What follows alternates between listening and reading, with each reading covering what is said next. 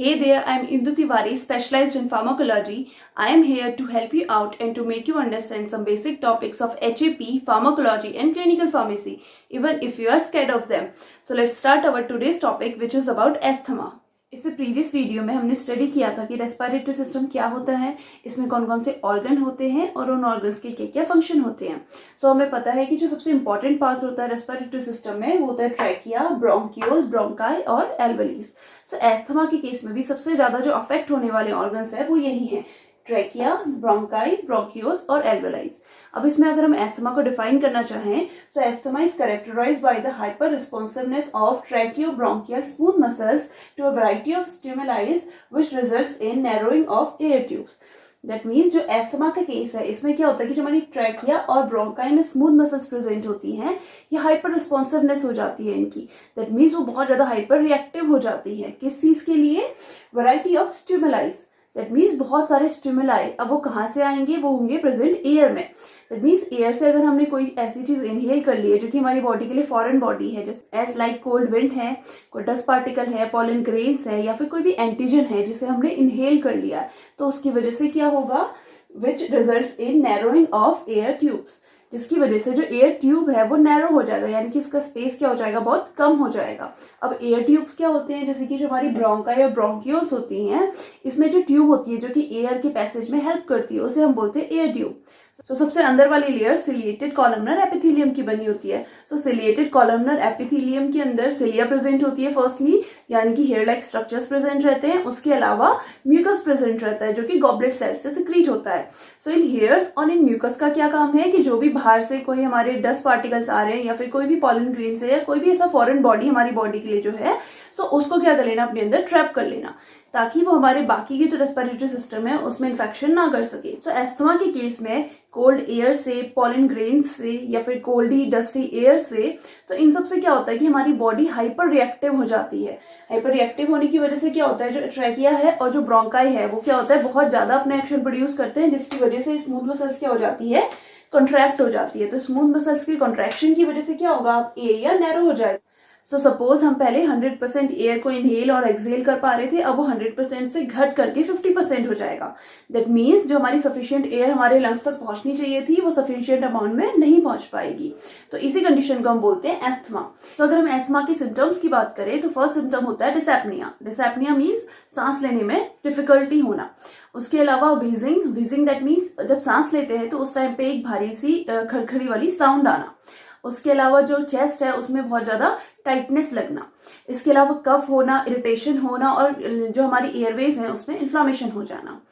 सो जो ये इन्फ्लामेशन है, जो भी सिम्टम्स होते हैं, ये मोस्टली किस वजह से आते हैं? जो भी हमारे इन्वायरमेंटल फैक्टर्स होते हैं, दैट मीन्स पॉल्यूशन है या फिर पॉलन ग्रेन्स है, कोई कोल्ड एयर है या फिर हमारे जो एयर है उसमें कोई पॉलन ग्रेन्स प्रेजेंट है या कोई भी डस्ट पार्टिकल्स प्रेजेंट है, या फिर हम बहुत ज्यादा एक्सरसाइज अगर एस्थमेटिक पेशेंट्स कर लेते हैं तो उसकी वजह से क्या होता है, बहुत सारे हमारी बॉडी के अंदर इन्फ्लामेटरी जो मीडिएटर्स होते हैं वो रिलीज होना स्टार्ट हो जाते हैं।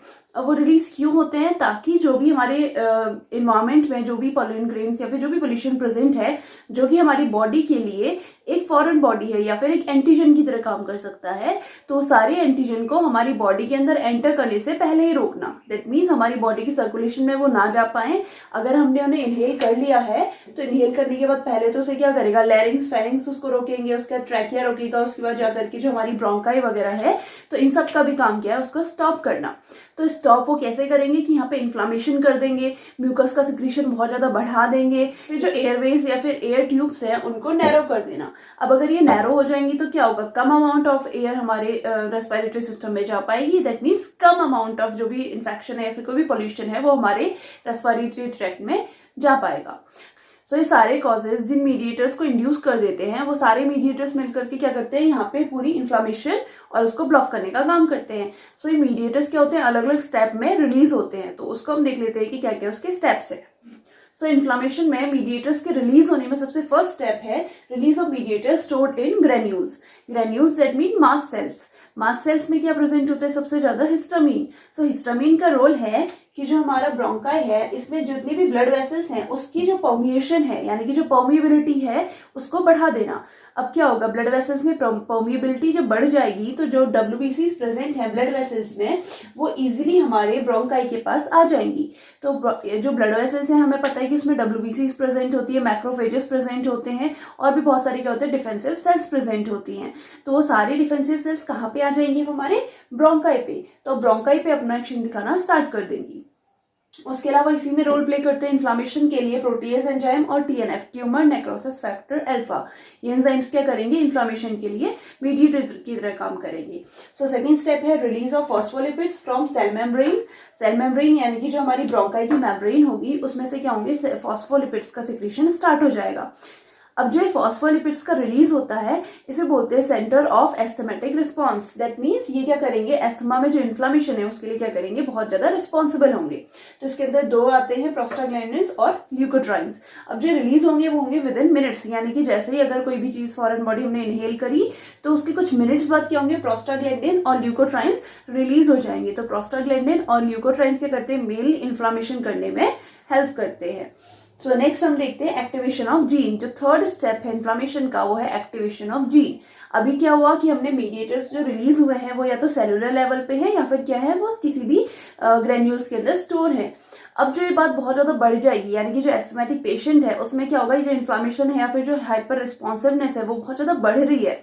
तो इसकी वजह से क्या होगा, जो जेनेटिक लेवल है यानी कि जो जीन्स हैं वो भी एक्टिवेट हो जाएंगे। तो उसमें क्या होगा, विद इन आवर्स लगेंगे यानी कि थोड़े से टाइम लगेगा उनको एक्टिवेट होने में, लेकिन वो एक्टिवेट करके उस रिएक्शन को और ज्यादा बढ़ा देंगे। इंट्राल्यूकिन्स और TNF अल्फा अपना रोल प्ले करेंगे जो इन्फ्लामेशन है उसको इंड्यूस करने में। सो जब ये सारे मीडिएटर्स एक साथ रिलीज होंगे तो वो क्या करेंगे, एस्थमा की कंडीशन को वर्स कर देंगे। अब एस्थमा की कंडीशन को वर्स कैसे करेंगे, क्योंकि वो जो एयरवे है उसको पूरी तरीके से ऑब्स्ट्रक्ट कर देंगे यानी कि पूरी तरीके से उसको ब्लॉक कर देंगे। अभी कैसे होता है, सबसे पहले तो क्या होगा, जो भी मीडिएटर्स रिलीज हो रहे हैं वो हमें पता है कि इन्फ्लामेशन कॉज करेंगे। तो इन्फ्लामेशन कॉज करेंगे जिसकी वजह से क्या होगा, जो एयरवे है यानी कि जो हमारी सांस की जो नली है वो क्या हो जाएगी, थोड़ी सी कॉन्ट्रैक्ट हो जाएगी। कॉन्ट्रैक्ट होने की वजह से क्या होगा, जो हमारा एरिया था जिससे कि एयर पास हो रही थी अब वो क्या हो जाएगा, थोड़ा सा नैरो हो जाएगा। नैरो होने की वजह से एयर अच्छे से पास नहीं हो पाएगी और डिसैप्निया या फिर वीजिंग वाली कंडीशन हो सकती है। सो इन सारे मीडिएटर्स के रिलीज होने की वजह से फर्स्टली तो स्मूथ मसल्स का कॉन्ट्रैक्शन हो गया जिससे कि एयरवे नैरो हो गया है। उसके अलावा जो एपिथेलियम में गॉबलेट सेल्स होती हैं जिसका काम क्या होता है, म्यूकस को सिक्रीट करना। तो इन गॉबलेट सेल्स का अमाउंट क्या हो जाता है, बहुत ज्यादा बढ़ जाता है। अब गॉबलेट सेल्स का अमाउंट अगर बढ़ जाएगा तो उसके बाद क्या होगा कि बहुत ज्यादा म्यूकस का सिक्रीशन होना स्टार्ट हो जाएगा। तो इस टाइम पे जो म्यूकस का सिक्रीशन होता है वो in comparison to normal time से क्या होता है, थोड़ा सा थिक होता है यानी कि बहुत गाढ़ा गाढ़ा सा म्यूकस इससे सिक्रीट होता है ताकि मैक्सिमम से मैक्सिमम जो भी फॉरेन बॉडी है वो इसमें स्टिक हो जाए। तो इस म्यूकस में क्या होगा, बहुत ज्यादा गाढ़ापन होगा जिसकी वजह से और ज्यादा एयरवे जो होगी वो क्या हो जाएगी, ऑब्स्ट्रक्ट हो जाएगी। दैट मीन्स जो रेस्पिरेशन रेट है वो बहुत कम हो जाएगा और जो वीजिंग साउंड है वो आना स्टार्ट हो जाएगी। सो नेक्स्ट हम डिस्कस करेंगे एस्थमा का ट्रीटमेंट। सो एस्थमा का ट्रीटमेंट डिस्कस करने से पहले हमें ये जान लेना जरूरी है कि एस्थमेटिक कंडीशन कौन कौन सी है जिनको हम ट्रीट कर सकते हैं। तो इसमें हम सबसे फर्स्ट जो कंडीशन आती है वो है कि स्मूथ मसल्स का कॉन्ट्रैक्शन। दैट मीन्स जो पहले की जो स्मूथ मसल्स थी वो एकदम से कॉन्ट्रैक्ट हो गई जिसकी वजह से जो एरिया है वो नैरो हो गया यानी कि अब बहुत कम जगह मिल रही है एयर को फ्लो होने के लिए। सो फर्स्ट कंडीशन हम क्या कर सकते हैं कि जो स्मूथ मसल्स है इसको हम डायलेट कर सकते हैं। सेकेंड कंडीशन क्या है, हमें पता है कि जैसे ही कोई फॉरेन बॉडी हमारी बॉडी के अंदर आया तो ये जो इन्फ्लामेटरी मीडिएटर्स हैं ये रिलीज होना स्टार्ट कर देंगे। तो हम क्या कर सकते हैं दूसरी कंडीशन में कि हम इन इन्फ्लामेटरी मीडिएटर के रिलीज को या तो कम कर सकते हैं या फिर पूरी तरीके से बंद कर सकते हैं। थर्ड कंडीशन हम क्या कर सकते हैं कि गॉबलेट सेल से बहुत ज्यादा म्यूकस प्रोडक्शन हो रहा है उसको ब्लॉक कर सकते हैं। तो इसके अलावा जो हमारी बॉडी की इम्यूनिटी है जिसकी वजह से सारे मीडिएटर्स रिलीज हो पा रहे हैं तो उसको हम डायरेक्टली जाकर के ब्लॉक कर सकते हैं। तो मेनली हमारी बॉडी में जो IgE एंटीबॉडीज होती हैं रिएक्टिव होती हैं इस टाइप की रिएक्शंस को प्रोड्यूस करने के लिए। तो हम डायरेक्टली अगर IgE एंटीबॉडीज को ही ब्लॉक कर दें दैट मीन्स जो भी मीडिएटर्स हैं वो रिलीज नहीं हो पाएंगे, जो इनकी टाइमिंग है और जो इनका कंसंट्रेशन है वो दोनों ही कम हो जाएगा या फिर ब्लॉक हो जाएगा। सो नेक्स्ट हम डिस्कस कर लेते हैं कि कौन कौन सी ड्रग्स यूज करी जाती है एस्थमेटिक ड्रग्स की क्लासिफिकेशन के अंदर फर्स्ट क्लास आती है ब्रोंकोडायलेटर्स। दैट मीन्स जो हमारी ब्रोंकाई है उसको डायलेट कर देंगे। तो इसके अंदर भी 3 क्लास आती है। फर्स्ट क्लास है बीटा-2 सिम्पैथोमाइमेटिक्स, मिथाइलजेंथीन्स और एंटीकोलिनर्जिक्स। तो बीटा-2 सिम्पैथोमाइमेटिक्स, जो मैंने आपको पहले भी बताया है कि सिम्पैथोमाइमेटिक्स यानी कि जो सिंपैथेटिक सिस्टम के जैसा एक्शन करेंगे, दैट मीन्स जो एड्रेनर्जिक सिस्टम है उसका जैसा एक्शन प्रोड्यूस करेंगे। तो इसमें क्या होंगे, स्पेसिफिकली बीटा-2 रिसेप्टर्स पे जाकर के ये बाइंड करेंगे। तो इसके अंदर ड्रग्स आती है साल्बुटामोल, टर्बिटालिन, एफेड्रिन और बैम्ब्यूटेरॉल और फॉर्मिटेरॉल। उसके अंदर नेक्स्ट कैटेगरी है मिथाइलजेंथीन्स। सो इसके अंदर सबसे फर्स्ट ड्रग आती है थियोफाइलिन, अमीनोफाइलिन, कोलिन थियोफाइलिनेट और डॉक्सीफाइलिन। उसके अलावा नेक्स्ट कैटेगरी है एंटीकोलिनर्जिक्स की। एंटीकोलिनर्जिक्स दैट मीन जो कोलिनर्जिक सिस्टम के अगेंस्ट काम करेंगे उनको बोलते हैं एंटीकोलिनर्जिक्स। तो उसमें आती है इप्राट्रोपियम ब्रोमाइड और टियोट्रोपियम ब्रोमाइड। सो इसमें ये बात जानने वाली है कि इसमें हम बीटा-2 सिम्पैथोमाइमेटिक्स और हम एंटीकोलिनर्जिक ड्रग्स को क्यों पढ़ रहे हैं। क्योंकि एक बार आप रिमाइंड करके देखिए कि हमने क्या पढ़ा था कि जो सिम्पैथोमाइमेटिक ड्रग्स होती हैं वो स्मूथ मसल्स को रिलैक्स कर देती हैं और जो हमारी एंटीकोलिनर्जिक ड्रग्स होती है वो भी स्मूथ मसल्स को रिलैक्स कर देती है। इसीलिए हम ब्रोंकोडायलेटर्स के अंदर बीटा-2 सिम्पैथोमाइमेटिक्स को और एंटीकोलिनर्जिक ड्रग्स को स्टडी कर रहे हैं। सो नेक्स्ट कैटेगरी है ल्यूकोट्राइन एंटागोनिस्ट की। तो ल्यूकोट्राइन्स क्या होते हैं, जो प्राइमरी रिस्पॉन्स को प्रोड्यूस करते हैं एस्थमा में। तो इसमें आते हैं प्रोस्टाग्लैंडिन्स भी इसमें हेल्पफुल होते हैं और ल्यूकोट्राइन्स भी इसमें हेल्पफुल होते हैं। तो ल्यूकोट्राइन्स को जो ब्लॉक करेंगी यानी कि जो उसके एंटागोनाइज करेंगी ऐसी ड्रग्स होती है मोंटेलिकास्ट और जाफेलिकास्ट। सो नेक्स्ट कैटेगरी है mast cell stabilisers. That means जो मास्ट सेल्स है जिससे कि हिस्टामिन रिलीज हो रहा है उसको ही ब्लॉक कर देंगे। तो हिस्टामिन क्या है, प्राइमरी रिस्पॉन्स है, अगर वो रिलीज नहीं होगा तो एकदम से क्या होगा, हमारी जो हाइपर सेंसिटिविटी है वो थोड़ी सी कम हो जाएगी। तो इसके अंदर जो ड्रग्स आती हैं फर्स्ट है सोडियम क्रोमोग्लाइकेट और कीटोटिफिन।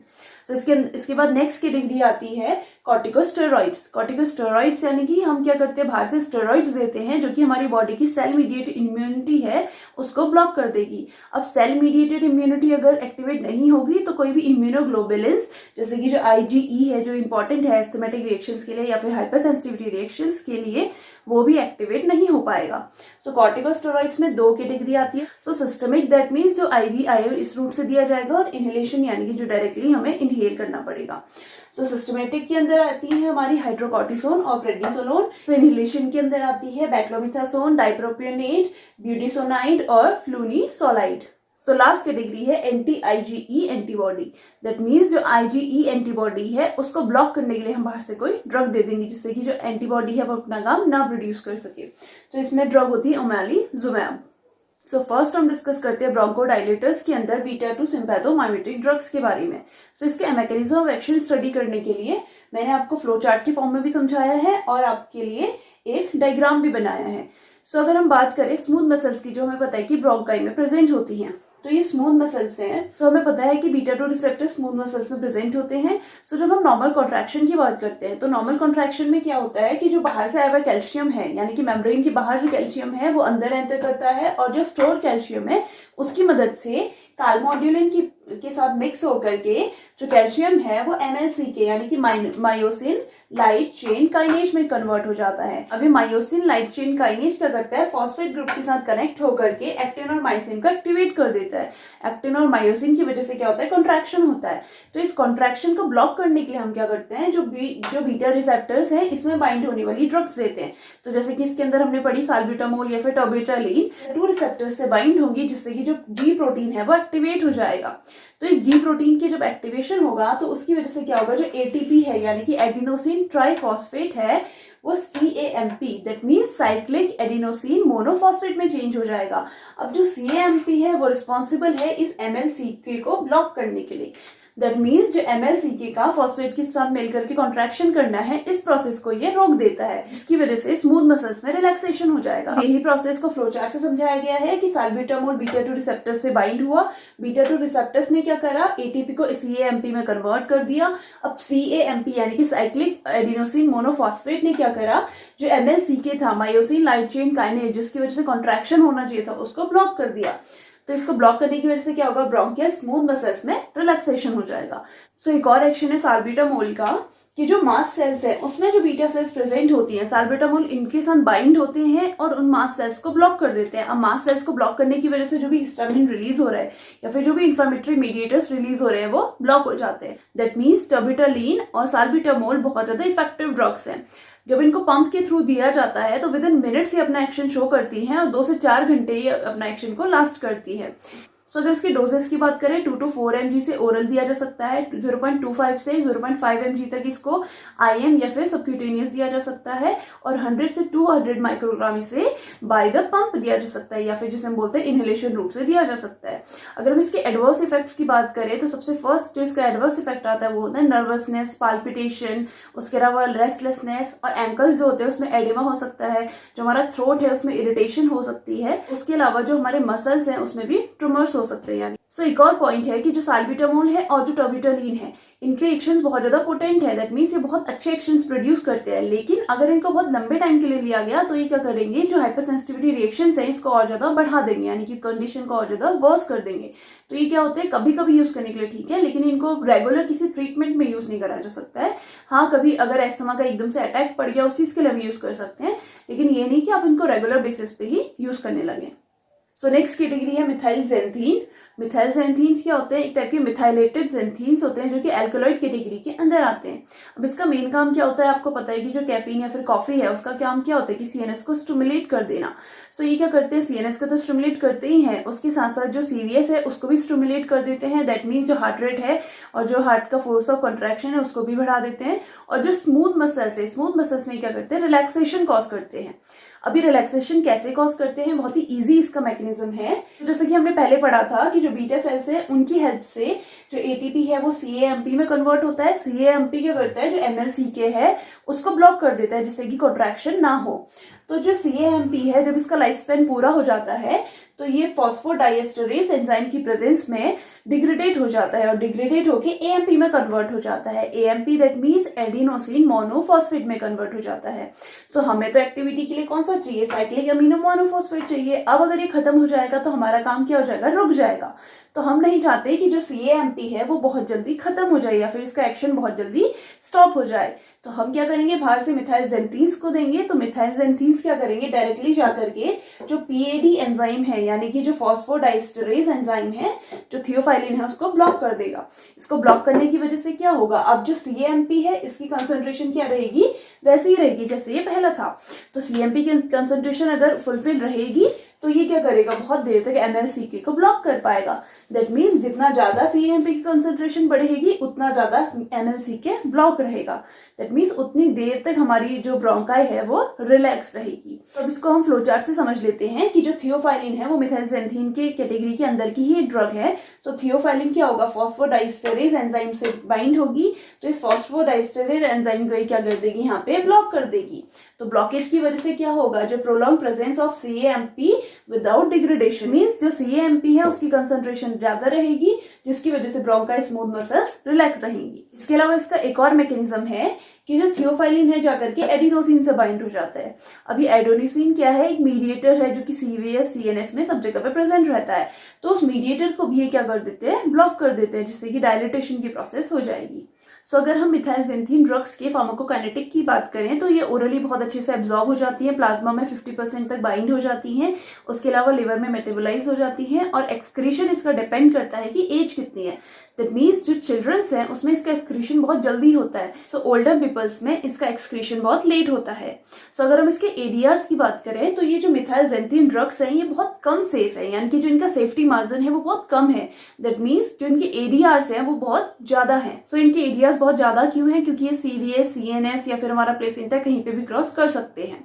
तो अगर इनके एडीआर्स की बात करें तो ये सबसे ज्यादा हेडेक कॉज करते हैं, डिलीरियम कॉज करते हैं, रेस्टलेसनेस कॉज करते हैं, नर्वसनेस कॉज कर सकते हैं, उसके अलावा इंसोमिया कॉज कर सकते हैं।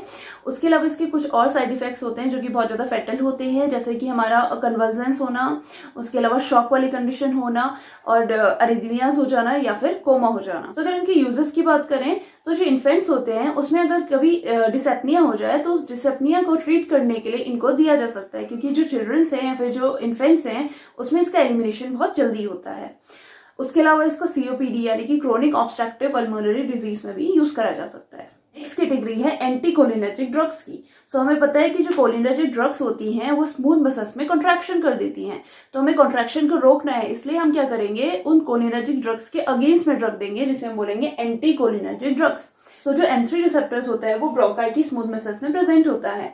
सो इस M3 रिसेप्टर को इप्राट्रोपियम ब्रोमाइड या फिर थियोट्रोपियम ब्रोमाइड क्या करती है, ब्लॉक कर देती है। तो इसके ब्लॉक होने की वजह से क्या होगा, जो पहले कॉन्ट्रैक्शन होने वाला था वो क्या हो जाएगा, रिलैक्स हो जाएगा। तो क्या हो जाएगा, relaxation of smooth muscles. So जो ये ड्रग्स हैं वो in comparison to sympathomimetic drugs थोड़ी सी लेस पोटेंट है। तो इनको 6 आवर्स के इंटरवल में 2 से 4 पफ्स इनको लिया जाता है। हाफ लाइफ की बात करें तो इप्राट्रोपियम ब्रोमाइड का जो हाफ लाइफ है वो 4 से 6 आवर्स है, और जो थियोट्रोपियम ब्रोमाइड का हाफ लाइफ है वो है 24 आवर्स। दैट मीन जो थियोट्रोपियम ब्रोमाइड है वो 24 आवर्स तक अपना काम प्रोड्यूस करती रहेगी। सो नेक्स्ट कैटेगरी है ल्यूकोट्राइन एंटागोनिस्ट। नाम से ही समझ रहे होंगे कि ल्यूकोट्राइन को जो एंटागोनाइज कर देगा यानी कि ब्लॉक कर देगा। सो जो ल्यूकोट्राइन्स होते हैं इसमें जो सिस्टेनाइल ल्यूकोट्राइन है ये एस्थमा में जो इन्फ्लामेशन है उसके लिए बहुत ज्यादा रिस्पॉन्सिबल होता है।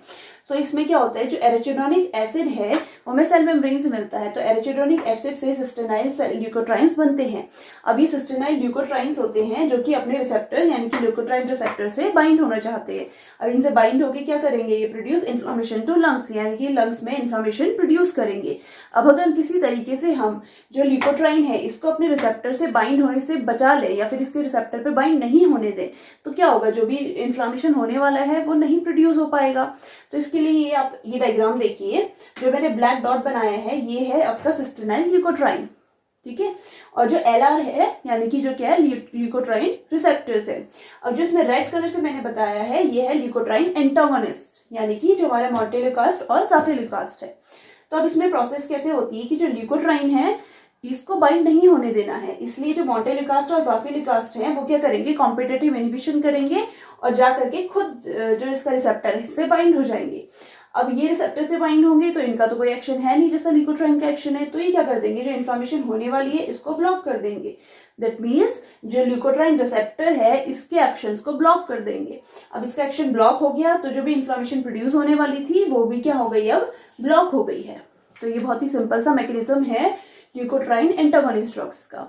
अब जो ये ल्यूकोट्राइन एंटागोनिस्ट ड्रग्स हैं ये बहुत ज्यादा सेफ ड्रग हैं, दैट मीन्स इनके ADR बहुत कम आते हैं। सो इनके ADRs हेडेक या फिर रैशेस हो सकते हैं।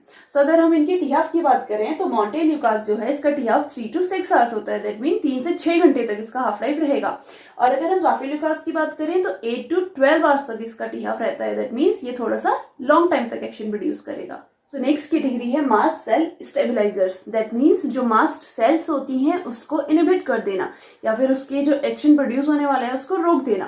तो मास्ट सेल में एक्शन प्रोड्यूस कैसे होता है कि अगर बाहर से कोई भी स्टिमुलाई आए, स्टिमुलाई जैसे कि हमने पढ़े थे कि कोल्ड वेदर होना, पॉलन ग्रेन्स आ जाना या फिर कोई भी डस्टी विंड अगर हम क्या कर लेते हैं, इनहेल कर लेते हैं, तो वो हमारी बॉडी के लिए स्टिमुलाई है।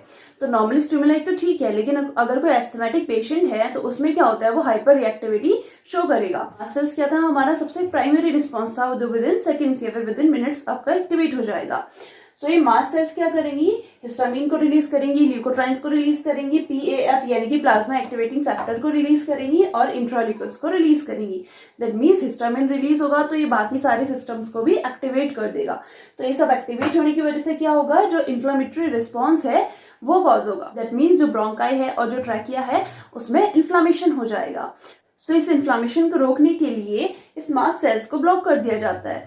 इन मास्ट सेल्स को ब्लॉक करने के लिए सोडियम क्रोमोग्लाइकोलेट को यूज करा जाता है। सोडियम क्रोमोग्लाइकोलेट क्या करेगा, मास्ट सेल्स को ब्लॉक कर देगा। अब अगर ये ब्लॉक हो गई तो ये कुछ भी रिलीज नहीं होगा। अब इनमें से कोई भी मीडिएटर रिलीज नहीं होगा तो इन्फ्लामेशन ऑटोमेटिकली बंद हो जाएगा होना। अब इन ड्रग्स की जो यूजेस हैं, सबसे पहले तो इनको एस्थमा में यूज करा जा सकता है। उसके अलावा जो एलर्जिक रिएक्शंस हैं उसमें भी इसको यूज करा जाता है, क्योंकि कोई भी एलर्जी है वो भी हिस्टामिन के हाइपर एक्टिवेशन की वजह से होती है। सो एलर्जीज में भी इसका रोल होता है। इसके अलावा जो नेक्स्ट ड्रग है कीटोटिफिन, तो कीटोटिफिन ड्रग क्या होती है, H1 एंटी हिस्टामिनिक होती है। दैट मीन वो हिस्टामिन को डायरेक्टली ब्लॉक कर देती है। हिस्टामिन के अलावा जो बेसोफिल्स होते हैं, न्यूट्रोफिल्स होते हैं या फिर इसिनोफिल्स होते हैं, ये सारे टाइप के WBCs को भी ब्लॉक कर देती हैं। उसके अलावा मैक्रोफेजेस को भी ब्लॉक कर देती हैं। दैट मीन अगर कोई भी मेडिएटर रिलीज हो रहा है ये उस सबको ब्लॉक कर देगी। इस वजह से इसे सबसे ज्यादा जो मल्टीपल टाइप ऑफ एलर्जीज होती हैं, अलग अलग टाइप की जो एलर्जीज होती हैं, उसमें सबसे ज्यादा इसको यूज करा जा सकता है।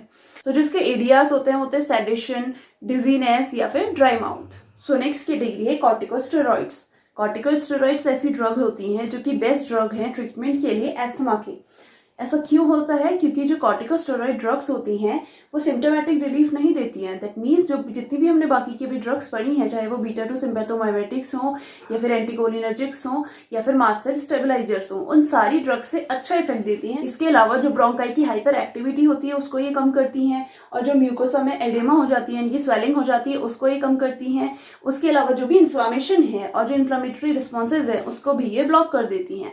सो इसका मैकेनिज्म बहुत ईजी है, इसको हम समझ लेते हैं कि जो ग्लूकोकॉर्टिकॉइड्स होती हैं वो जाकर के जो टी लिम्फोसाइट्स है उनसे बाइंड कर जाती है। ग्लूकोकॉर्टिकॉइड ड्रग्स होती हैं वो cell mediated immunity, that means जो टी सेल्स हैं उनको ब्लॉक कर देती हैं, ताकि वो जो भी अपने इम्यून सेल्स को सिक्रीट करने वाली हैं या फिर जो भी अपना इम्यून रिस्पॉन्स देने वाली हैं उसको ना दे पाए। सो जो ग्लूकोकॉर्टिकॉइड ड्रग होंगी वो टी लिम्फोसाइट से जाकर के बाइंड कर जाएंगी। अब टी लिम्फोसाइट से जाकर के बाइंड होंगी तो क्या होगा, जो सेल मीडिएटेड इम्यूनिटी है या फिर जो हमारा डिफेंस इम्यूनिटी है वो ब्लॉक हो जाएगी। अब इसकी ब्लॉक होने की वजह से जो हाइपर सेंसिटिविटी रिएक्शन स्टार्ट हो गई थी वो क्या हो जाएंगी, बिल्कुल खत्म हो जाएंगी या फिर बहुत डिले हो जाएंगी, यानी कि बहुत देर बाद आएंगी। अब इम्यूनिटी हमारी ब्लॉक हो गई तो चाहे कोई भी बाहर से एंटीजन आ जाए, हमारी बॉडी उसके लिए कोई भी रिस्पॉन्स नहीं देगी। अब ना ही मास्ट सेल्स एक्टिवेट होंगी, ना ही ल्यूकोट्राइन्स एक्टिवेट होंगे, ना ही प्रोस्टाग्लैंडिन या फिर इम्यूनोग्लोबुलिन्स एक्टिवेट हो पाएंगे। जो कॉर्टिकोस्टेरॉइड ड्रग्स होती हैं ये सिम्पैथोमाइमेटिक ड्रग्स या फिर जो एंटीकोलिनर्जिक ड्रग्स हैं या फिर जो हमारी मास्ट सेल स्टेबलाइजर ड्रग्स हैं, इन सारी ड्रग्स की कंपैरिजन में अच्छा एक्शन प्रोड्यूस करती हैं, ज्यादा पोटेंट एक्शन प्रोड्यूस करती हैं। इसीलिए इसको जो लॉन्ग थेरेपी होती है उसमें भी यूज करा जाता है। इसके अलावा इसका एक और एक्शन होता है कि जो हमारी ब्रोंकाई मसल्स होती हैं, स्मूथ मसल्स, यहाँ पे जो बीटा 2 रिसेप्टर्स होते हैं, इन बीटा 2 रिसेप्टर्स के लिए सेंसिटिविटी को बढ़ा देती हैं। दैट मीन्स अगर कोई बीटा 2 स्टिमुलेंट हम देंगे तो वो और अच्छा एक्शन प्रोड्यूस करेंगी। सो एस्थमेटिक ड्रग्स में सबसे लास्ट कैटेगरी है anti IgE inhibitors. That means जो इम्यूनोग्लोबुलिन ई है इसको इनहिबिट करने के लिए कोई ड्रग देना। तो इसके अंदर ड्रग आती है ओमेलिजुमैब। तो ओमेलिजुमैब जो भी हमारे ब्लड में IgE एंटीबॉडी प्रेजेंट है उन सबको ब्लॉक कर देंगी। अब इसके ब्लॉकेज की वजह से क्या होगा कि कोई भी हाइपर सेंसिटिविटी रिएक्शंस प्रोड्यूस नहीं हो पाएंगी। Thank you so much for watching this video. If you have any queries regarding this video, please feel free to comment down and I'll answer them as soon as possible. And if you like this video, please like, share and subscribe to my channel Pharma Institution, and I'll see you in my next video. Till then, be safe and keep studying.